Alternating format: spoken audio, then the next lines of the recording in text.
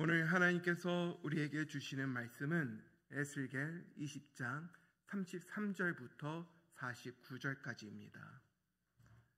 에스겔 20장 33절에서 49절 찾으셔서 함께 교독하겠습니다. 제가 먼저 33절을 봉독합니다. 주 여호와의 말씀이니라. 내가 나의 삶을 두고 맹세하노니 내게 능한 손과 편팔로 분노를 쏟아 너희를 반드시 다스릴지라. 능한 손과 편팔로 분노를 쏟아 너희를 여러 나라에서 나오게 하며 너희의 흩어진 여러 지방에 모아내고 너희를 인도하여 여러 나라 광야에서 이르러 거기서 너희를 대면하여 심판하되 내가 애굽 땅 광야에서 너희 조상들을 심판한 것 같이 너희를 심판하리라. 주 여호와의 말씀이라. 내가 너희를 막대기 아래로 지나가게 하며 언약의 줄로 매려니와 너희 가운데서 반역하는 자와 내게 범죄하는 자를 모두 제하여 버릴지라. 그들을 그 모든 삶의 땅에서 나오게 하여도 이스라엘 땅에는 들어가지 못하게 하리니 너희가 나를 여호와인 줄 알리라. 주 여호와께서 이같이 말씀하시느니라. 이스라엘 족속아, 너희가 내 말을 듣지 아니하였거든 가서 각각 그 우상을 섬기라.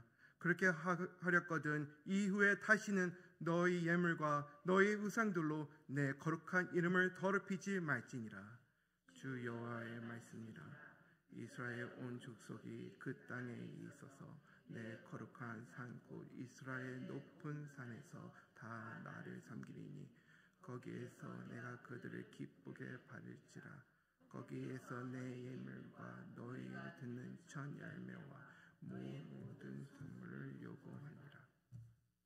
내가 너희를 인도하여 여러 나라 가운데서 나오게 하고 너희가 흩어진 여러 민족 가운데서 모아낼 때에 내가 너희를 향기로 받고 내가 또 너희를 말미암아 내 거룩함을 여러 나라의 목련에 나타낼 것이며 내가 내 손을 들어 너희 종상들에게 주기로 맹세한 땅 곧 이스라엘 땅으로 너희를 인도하여 드릴 때에 너희는 내가 여호와인 줄 알고 거기에서 너희의 길과 스스로 더럽힌 모든 행위를 기억하고 이미 행한 모든 악으로 말미암아 스스로 미워하리라.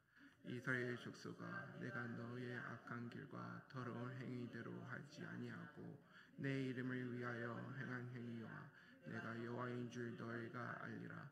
주 여호와의 말씀입니다. 여호와의 말씀이 또 내게 임하여 이르시되 인자야 너희 얼굴을 남으로 향하라. 남으로 향하여 소리내어 남쪽 수도순처를 예언하라. 남쪽의 수백에 이르기를 여호와의 말씀을 들을지어다. 주 여호와께서 이같이 말씀하시느니라.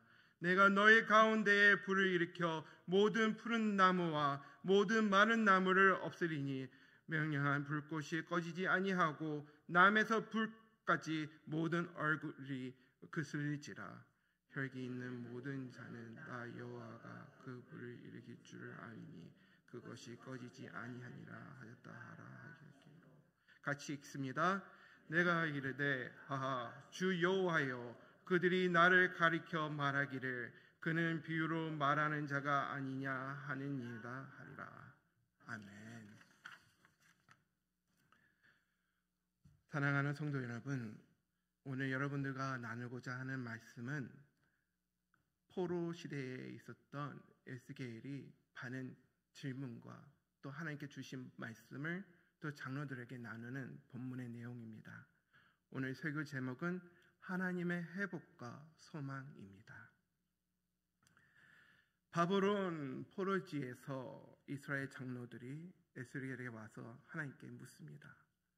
우리가 언제 이 포로 생활을 끝내고 다시 고향으로 돌아갈 수 있겠습니까? 그의 질문은 겉으로는 간절해 보였고 또 하나님을 찾는 질문 같지만 사실은 진정한 해결가 없는 그런 질문으로 우리가 볼 수 있습니다. 하나님 앞에 마음을 낮추지 아니하고 자기 생각만 앞서서 앞으로 있을 일, 미래의 생각과 걱정에 하나님 앞에 질문하는 질문에 하나님께서는 에스겔을 통해 그들을 꾸짖으시고 그들한테 하나님의 뜻과 말씀을 오늘 본문을 통해 주신 말씀입니다. 사랑하는 여러분, 우리도 인생의 어려움 속에서 기도할 때가 있습니다. 언제 이 고난이 끝나겠습니까, 하나님? 언제 이 문제가 풀리겠습니까? 제 마음이 너무나 무겁고 힘듭니다. 하나님, 언제 제 마음 안에 자유와 평안이 있겠습니까? 하고 우리가 기도하며 하나님 옆에 나와 물을 때가 있습니다. 그러나 우리가 진정 하나님 뜻이 우리 삶 속에 이루어질 수 있도록 우리가 하나님 관계를 회복하고 회개하며 또 하나님 말씀을 순종하지 못하면서도 우리는 우리 뜻이 이루어지기 위해 우리가 필요한 것이 채워지기 위해 우리는 연약함으로 하나님 앞에 기도할 때가 있는 것 같습니다. 그러므로도 하나님은 여전히 회복의 하나님이십니다. 우리의 연약함을 아시고도 우리를 붙잡아 주시고 새 길을 열어주시는 하나님이십니다. 본문의 오늘 내용을 크게 세 부분으로 나눌 수가 있습니다. 첫째 33절부터 38절의 내용입니다. 하나님은 이스라엘을 심판하시되 징계를 통해 정결케 하시겠다고 말씀하십니다. 광야에서 얼굴을 마주하고 심판하시겠다고 말씀하십니다. 여러분, 이스라엘 민족이 하나님 앞에 부끄러운 죄를 지고 회개하지 않았기에 하나님께서는 그들을 광야로 이끌어 그들을 훈련시키시고 다시 한번 하나님의 백성답게 살아갈 수 있도록 그들을 광야에서 만드시고 회복시키고 세우셨습니다. 다시 한번 하나님께서는 그리하여 그들한테 광야에서 얼굴을 마주하고 심판하시겠다고 말씀하시고 계신 것입니다. 하나님께서 애굽에서 이스라엘 민족을 구원하시고 꺼내내어 광야 속에서 그들을 말씀으로 먹이시고 양육시키시고 세우신 것처럼 우리도 어쩌면 우리의 부족한 믿음 생활 때문에 넘어져 있을 때에 하나님께서 우리를 광야로 이끌으셔서 우리를 훈련시키시고 채워주시고 세워주시라 믿습니다. 근데 혼자 광야에 우리를 고아처럼 내버려 두는 것이 아니라 거룩하신 하나님께서 하나님을 얼굴로 우리를 갖다 대시고 바라보시면서 우리의 마음속, 우리의 생각 속, 우리의 모든 것을 다 보시고 우리를 거룩한 백성으로 만드시고 계시다는 것입니다. 둘째 부분은 39절부터 44절의 내용입니다. 징계로 끝나는 것이 아니라 남은 자들을 회복시키시고 거룩한 산에서 예배하시게 한다고 약속하고 계십니다. 여러분, 이 마지막 때에 우리는 어떻게 해야 되겠습니까? 우리가 힘을 잃고 하나님의 향한 그 마음과 믿음을 잃고 주저앉아서 예배 근처에 못 가고 연약한 신앙생활을 해야 되겠습니까? 아니면 이렇게 어려운 세상에 우리가 살아갈 때에 더욱더 우리의 고개를 들어 우리의 시선을 하나님께 고정시키고 예배 자리에 나와 하나님의 이름을 찾으며 부르며 찬양하고 기도하여 하나님의 말씀의 능력이 우리 삶 속에 이루어질 수 있도록 우리가 예배자로 세워지지 않겠습니까? 하나님께서는 예배자를 지금도 찾고 계십니다. 오늘 이 시간 여기 나와 계신 우리 모두 사랑하는 성도분들이 이 시간 예배자로 세워져서 하나님께서 여러분을 통해 놀라운 일이 이루어지기를 축복합니다. 셋째는 45절부터 49절의 내용입니다. 여전히 장로들이 말씀을 깨닫지 못하고 비유에만 들으며 하나님의 말씀을 거부하고 있는 모습을 보고서 애쓰기를 말하고 있습니다. 그렇게 해서 본문을 크게 세 개로 나눌 수 있다면 내용은 징계, 회복, 예배를 하는 흐름으로 우리가 볼 수가 있습니다. 징계, 회복, 흐름의 예배입니다. 하나님은 이스라엘을 향해 능한 손과 편팔로 너희를 다스리겠다고 33절에 말씀하십니다. 이것은 애굽에서 이스라엘 민족을 구원해요 출애굽시킬 때 하나님께서 사용한 언어입니다. 하나님께서 이스라엘 애굽에게 구원하실 때 사용한 그 표현을 지금은 구원이 아니라 징계의 의미로 쓰고 계시다는 것입니다. 사랑하는 성도 여러분, 하나님의 징계는 버림이 아닙니다. 사랑의 표현입니다. 히브리서 12장 6절에 이렇게 말씀하고 계십니다. 주께서 그 사랑하시는 자를 징계하시고 그가 받아들이시는 아들마다 채찍질하심이라 하였느니라. 아멘. 하나님이 하나님의 사랑하는 자녀들을 옳은 길로 인도하기 위해 징계하고 있다고 저는 믿습니다. 어느 아이가 부모님의 말을 안 듣고 제 길로 향하며 세상의 어두운 길로 향하고 있다면 어떤 부모님께서 그냥 내버려 두겠습니까? 틀림없이 그 자녀를 징계하고 혼을 내고 설득해서 잘못된 길에서 옳은 길로 갈 수 있도록 엄하게 다스리지 않겠습니까? 그렇다 하여 그 아이가 내 부모님은 나를 사랑하지 않아, 나를 미워하구나 하고 말할 수는 있습니다. 하지만 그 아이들이 옳은 길에 서서 올바른 길을 향하며 성장했을 때에 그들은 틀림없이 깨달을 것입니다. 부모님이 나를 사랑해서 나를 이렇게 훈련시키시고 징계하셨구나. 이것 또한 나를 사랑하는 표현이구나 하고 깨달을 것입니다. 이와 같이 우리도 하나님의 자녀입니다. 우리가 잘못된 길에 서 있고 하나님의 품 안으로 안기는 것이 아니라 세상을 향해 달려가고 있다면 틀림없이 하나님께서는 우리를 사랑의 표현으로 징계하실 거라 생각합니다. 혹시나 이 시간 여러분들이 광야에 있고 징계를 받는 것처럼 너무나 힘드시다면 여러분 하나님을 바라보시며 하나님의 사랑의 그 품 안에 안기시기를 축원드립니다.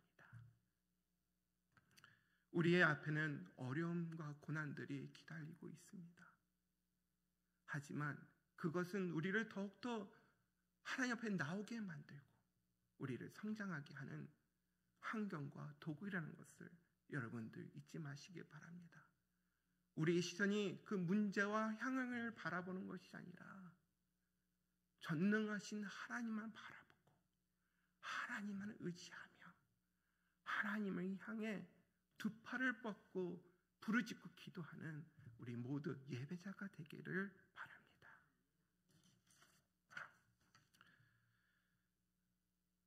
이사야 40장 31절에 이렇게 말하고 있습니다. 오직 여호와를 앙망하는 자는 새 힘을 얻으리니 독수리가 날개 치며 올라간 같은 것이요 발음단질할지라도 고비하지 아니하겠고 걸어가도 피곤하지 아니하리로다. 아멘. 우리가 광야의 길을 걸어가며 우리가 훈련을 받고 징계를 받을 때에 너무나 힘들고 지칠 수 있습니다. 하지만 그럴수록 하나님의 뜻을 찾아 하나님의 이름을 부르며 예배자로 설 때에 하나님께서 우리한테 능력을 주시고 힘을 주셔서 모든 것을 감당케 하시리라 믿습니다. 우리가 어떤 땅을 받고 어디에 서 있든지 우리는 하나님의 자녀입니다. 우리가 무엇을 하고 무엇을 정하며 결정하고 갔다 할지라도 하나님께서는 우리와 함께 하십니다. 어떤 걸음, 어떤 방향을 가고 어떤 미래를 걱정한다 할지라도 우리의 발걸음을 인도하시는 것은 여호와 하나님이라는 것을 잊지 마시길 바랍니다. 하나님께서는 광야 속에서 고통받는 자녀들을 내버려두지 않으십니다. 징계를 통해 하나님의 사랑을 알려주시고 그 다음에는 회복의 예배자로 세우십니다. 회복의 목적은 예배입니다. 하나님께서는 이스라엘을 다시 모으시는 이유는 그 거룩한 백성들을 통해 예배가 회복되게 하기 위해서였습니다. 이스라엘 높은 산에 다시 다 모이게 하여 기쁨과 감사로 가득한 찬양을 하나님께 올리며 하나님의 이름이 높이 영광 돌릴 수 있도록 예배자를 하나님께서 찾으시고 계시다는 것입니다. 우리 주변에 많은 사람들이 코로나 이후로 잠자고 있습니다. 특히 이 뉴욕의 땅에는 아직도 비대면의 예배로 의지하고 있는 성도들이 많습니다. 하나님께서는 그 잠든 사람들을 깨우시고 예배 자리를 다시 나오게 하여 하나님이 원하시는 그 거룩한 산에서 하나님을 예배하기를 원하시다는 것을 우리는 확신하고 주변에 있는 사람들을 깨워야 됩니다. 함께 가자. 함께 나아가자. 거룩한 산으로 가고 거룩한 성전에 나가 하나님이 받으시기 원하시는 그 거룩한 예배자로서 우리 함께 서자자 하고 그걸 외칠 수 있는 여러분이 되기를 축원드립니다. 로마서 12장 1절에 이렇게 말씀하고 있습니다. 그러므로 형제들아 내가 하나님의 모든 자비하심으로 너희를 권하노니 너희 몸을 하나님이 기뻐하시는 거룩한 산 제물로 드리라. 이는 너희가 드리는 영적 예배니라. 회복은 삶이 안정되는 것이 아니라 내 삶이 다시 예배자가 되는 것입니다. 하나님은 지금도 우리를 불러 예배자를 세울 뿐만 아니라 우리를 통해 하나님께서 큰 뜻을 이루시며 하나님께서 놀라우신 능력을 보시고 계시다는 것입니다. 코로나 이후로 교회들이 많이 힘들고 있습니다. 코로나 때 몇 년밖에 안 됐습니다. 먼 옛날 얘기가 아닙니다. 예배를 드리지 못해 비대면으로 예배 드릴 때 많은 분들이 예배를 사모하지 않았습니까? 하나님, 예배 드리고 싶어요. 찬양 드리고 싶어요. 예배 자리에 나와 그 앞에 나와 기도할 수 있기를 원합니다 하며 부르짖었던 많은 성도들이 있었다고 저는 믿습니다. 그런데 지금은 어떻습니까? 그 배고픔, 사모함, 하나님 앞에 예배드리고 싶어하는 그 간절함 벌써 식으셨습니까? 우리는 그 사모하는 예배 자리에 마음과 정성과 온 힘을 쏟아 하나님이 기뻐 받으시는 예배자를 세워줘야 된다. 저는 여러분들께 말씀드리고 싶습니다. 예배를 사모하시길 바랍니다. 예배를 위해 모든 것을 쏟아붓고 온 힘을 드리는 여러분이 되기를 부탁드립니다.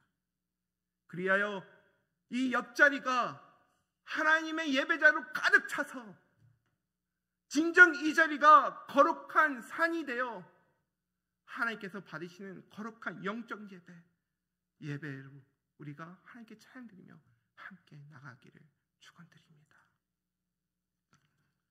세 번째 포인트는 우리의 소망은 하나님의 약속이라는 것입니다. 37절에 말씀하십니다. 내가 너희를 막대기 아래에 지나가게 하며 언약의 줄로 메었느니와. 이스라엘은 반복해서 계속적으로 실패합니다. 하나님께서는 그들한테 말씀을 주지만 그들은 그 말씀을 거부하고 그들이 원하는 방법으로 하나님 앞에 나고자 합니다. 하나님은 언약을 잊지 아니하시고 그 약속 때문에 그 백성들을 버리지 않으셨습니다. 하나님은 다시 한번 그들에게 기회를 주고 계속 그들을 품으시고 말씀을 선포하십니다. 신약은 이것을 분명히 말합니다. 고린도후서 1장 20절에 이렇게 증언합니다. 하나님의 약속은 얼마든지 그리스도 안에서 애가 되니 그런즉 그로 말미암아 우리가 아멘하여 하나님께 영광을 돌리게 되느니라. 아멘. 성도 여러분, 우리의 소망은 내 형편이나 상황에 있지 않습니다. 우리의 소망은 흔들리지 않는 하나님의 약속에 있습니다. 오늘도 하나님께서 여러분들 주신 그 약속들을 붙잡고 오늘도 기도하며 승리하시는 여러분이 되기를 축원드립니다. 말씀을 정리하겠습니다. 이스라엘 민족들은 포로지에서 희망을 얻기 위해 하나님 앞에 부르짖고 예배자로 세워지는 것이 아니라 그들이 원하는 물질, 안전, 미래의 걱정으로 하나님을 찾았던 어리석은 백성의 모습들을 보이고 있습니다. 하지만 우리는 이 본문을 통해 깨달음을 받고 말씀 위에 굳게 서서 우리는 그들이 잘못된 신앙을 따라가는 것이 아니라 오히려 하나님 원하시는 예배자로 세워지고 오히려 하나님께서 주신 그 회복의 은혜를 경험하며 약속을 굳게 붙잡고 하나님의 말씀을 향해 선포하고 나가는 여러분이 되기를 축원드립니다. 다시 한번 세 가지를 여러분께 말씀드리겠습니다. 징계, 회복, 예배입니다. 혹시나 여러분 힘드십니까? 하나님께서 새로운 길을 준비하고 계십니다. 회복의 길이 여러분들을 기다리고 있습니다. 그 회복 길에서 하나님께서 기뻐 받으시는 예배자로서 쓰시길 바랍니다. 기도하겠습니다. 회복의 하나님 아버지, 우리를 징계하시되 버리지 마오 주시옵소서. 다시 언약의 줄로 묶어 주시고 우리를 인도하여 주시옵소서. 오늘 하루도 예배자로서 살아가게 하시고 우리의 소망을 하나님의 말씀 안에서 깨닫게 하여 주시오며 하나님의 약속의 말씀을 붙잡고 굳게 선포하며 승리자의 삶을 살아가는 우리 모두가 되게 하여 주시옵소서. 예수님의 이름으로 기도드립니다. 아멘.